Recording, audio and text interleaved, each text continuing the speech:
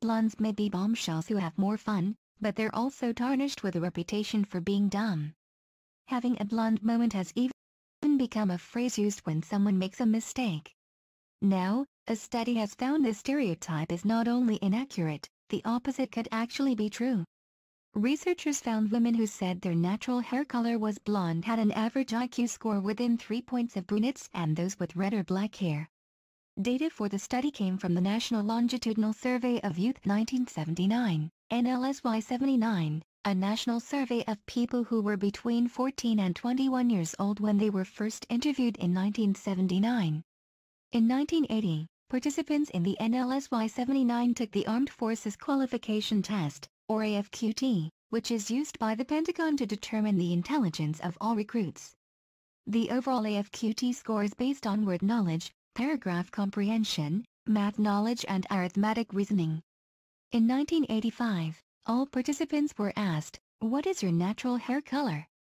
To eliminate any bias in the IQ test caused by ethnic and racial differences, Jay Zagorski from Ohio State University dropped all African Americans and Hispanics from the analysis, reducing the sample size to 10,878 white females.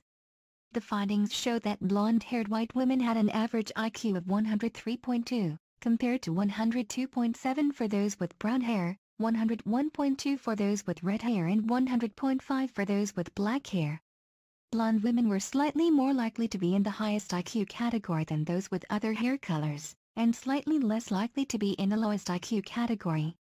This study can't say whether there are any genetic relationships between hair color and intelligence, but Zagorski did find one fact that could at least partially explain why blondes showed slightly higher intelligence: they grew up in homes with more reading material than did those with any other hair color.